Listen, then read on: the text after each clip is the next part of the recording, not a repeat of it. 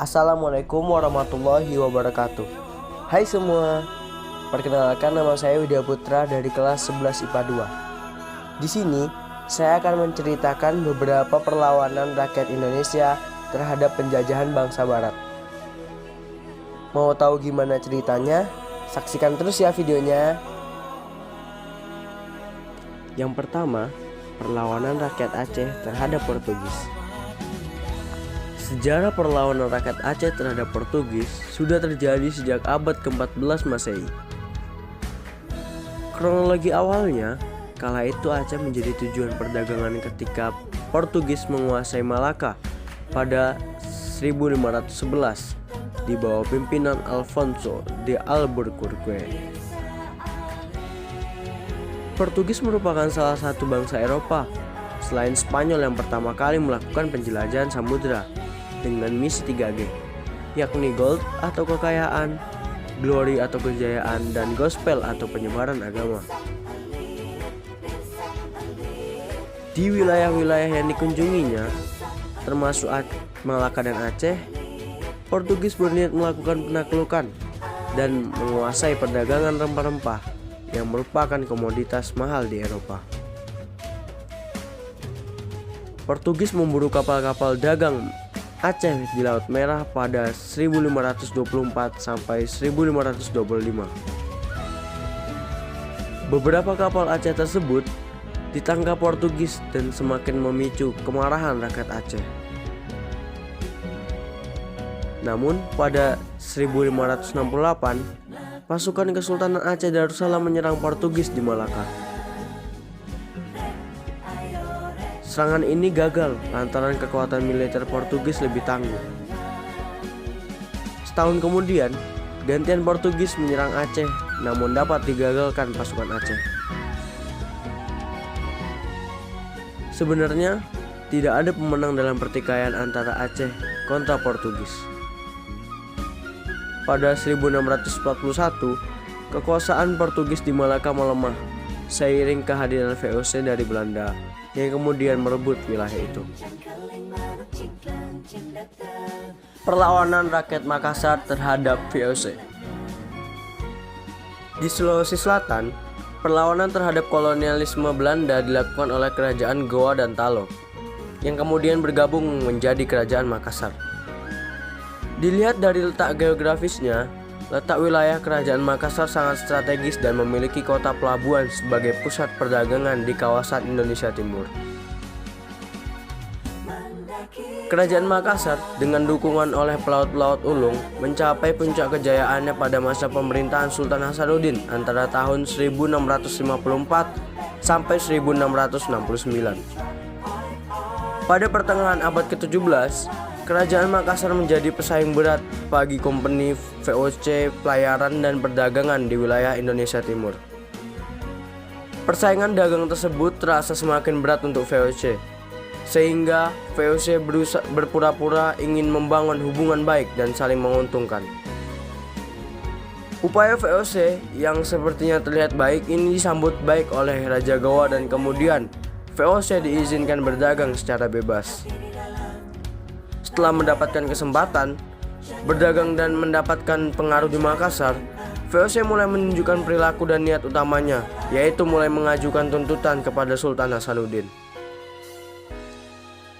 Tuntutan VOC terhadap Makassar ditentang oleh Sultan Hasanuddin dalam bentuk perlawanan dan penolakan semua bentuk isi tuntutan yang diajukan oleh VOC. Oleh karena itu, kompeni selalu berusaha mencari jalan untuk menghancurkan Makassar sehingga terjadilah beberapa kali pertempuran antara rakyat Makassar melawan VOC. Pertempuran pertama terjadi pada tahun 1633 dan pertempuran kedua terjadi pada tahun 1654. Kedua pertempuran tersebut diawali dengan perilaku VOC yang berusaha menghalang-halangi pedagang yang masuk maupun keluar pelabuhan Makassar. Dua kali upaya VOC tersebut mengalami kegagalan karena pelaut Makassar memberi perlawanan sengit terhadap kompeni. Pertempuran ketiga terjadi pada tahun 1666 sampai 1667 dalam bentuk perang besar. Ketika VOC menyerbu Makassar, pasukan kombatan dibantu oleh pasukan Raja Bone atau Aru Palaka dan pasukan Kapten Yongker dari Ambon. Pasukan Angkatan Laut VOC yang dipimpin oleh Spelman menyerang pelabuhan Makassar dari laut. Sedangkan pasukan Aru Palaka mendarat di Botain dan berhasil mendorong suku Bugis agar melakukan pemberontakan terhadap Sultan Hasanuddin serta melakukan penyerbuan ke Makassar. Peperangan berlangsung seru dan cukup lama, tetapi pada saat itu kota Makassar masih dapat dipertahankan oleh Sultan Hasanuddin. Pada akhirnya kesempatan itu Sultan Hasanuddin terdesak dan dipaksa untuk menandatangani perjanjian perdamaian di Desa Bongaya pada tahun 1667. Perlawanan rakyat Makassar akhirnya mengalami kegagalan. Salah satu faktor penyebab kegagalan rakyat Makassar adalah keberhasilan politik adu domba Belanda terhadap Sultan Hasanuddin dengan Aru Palaka.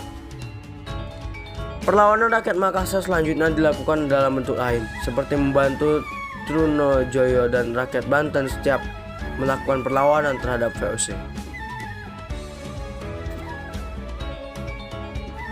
Perang Padri.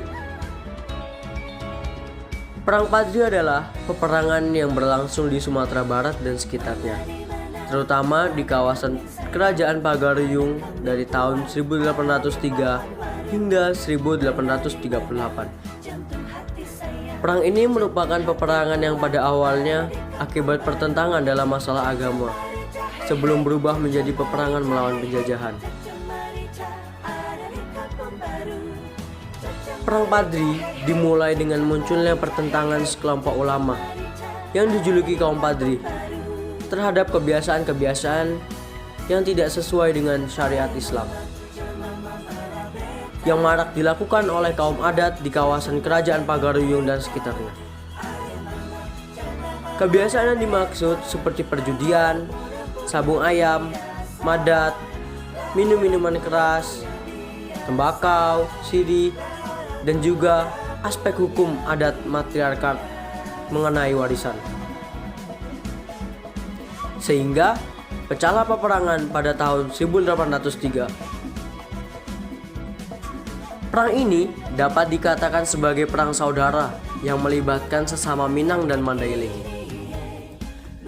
Dalam peperangan ini, kaum Padri dipimpin oleh Harimau Nan Salapan, sedangkan kaum adat dipimpin oleh yang di Pertuan Pagaruyung waktu itu, Sultan Arifin Muningsyah.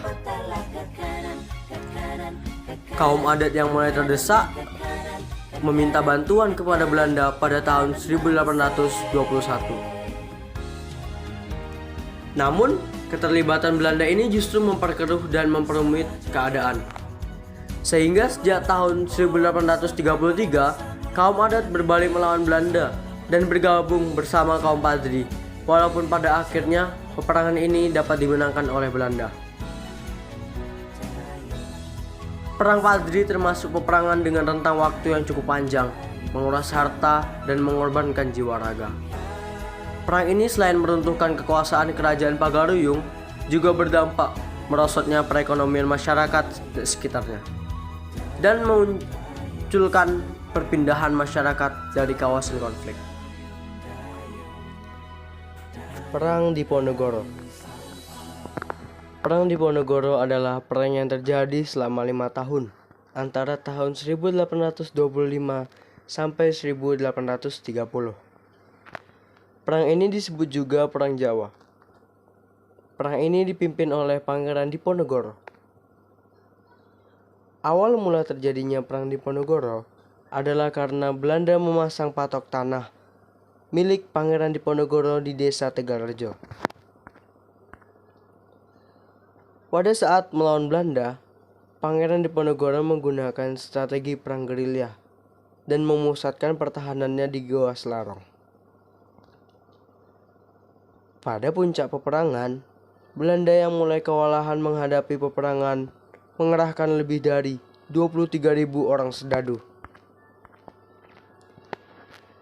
Pada tahun 1827, Belanda menggunakan strategi benteng. Strategi yang digunakan oleh Belanda berhasil menangkap Kiai Maja, kemudian Pangeran Mangkubumi, dan panglima utamanya, Sentot Ali Basya, menyerahkan diri kepada Belanda. Pada tanggal 28 Maret 1830, Jenderal de Kock berhasil menjepit pasukan Diponegoro di Magelang.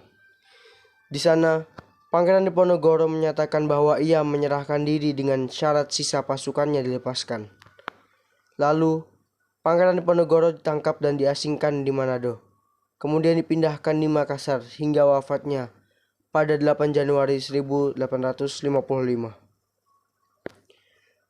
Perang pun dilanjutkan oleh putranya, yaitu Pangeran Jonet, Ki Sudewo, Diponingrat, dan Diponegoro Anom.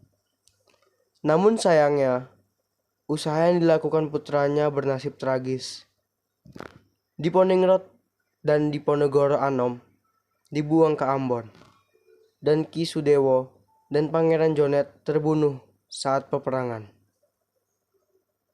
Dengan demikian, berakhirlah Perang Diponegoro.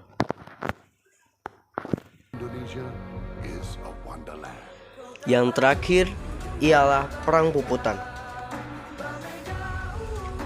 Awal pertempuran Puputan Margarana pada waktu staf MBO berada di Desa Marga. I Gusti Ngurah Rai memerintahkan pasukannya untuk merebut senjata polisi Nica yang ada di kota Tabanan. Perintah itu dilaksanakan pada 20 November 1946 pada malam hari dan berhasil baik. Beberapa pucuk senjata beserta pelurunya dapat direbut dan seorang komandan polisi Nica ikut menggabungkan diri kepada pasukan Ngurah Rai. Setelah itu, pasukan segera kembali ke Desa Marga.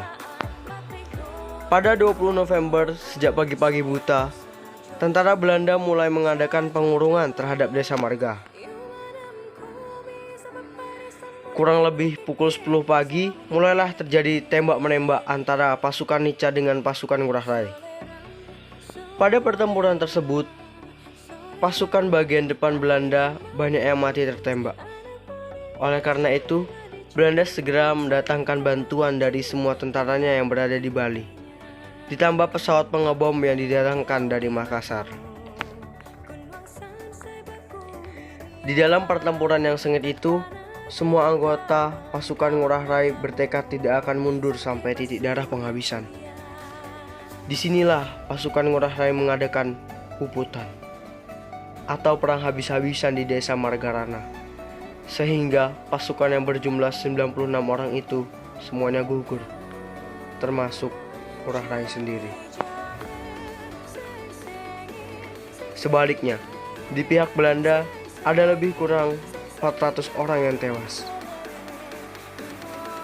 Untuk mengenang peristiwa tersebut, pada tanggal 20 November 1946 dikenal dengan Perang Puputan Margarana. Dan kini, pada bekas arena pertempuran itu, didirikan sebuah tugu pahlawan, Taman Pujaan Bangsa. Sekian video yang dapat saya sampaikan. Saya Widya Putra pamit undur diri. Apabila ada salah dan kurangnya mohon maaf.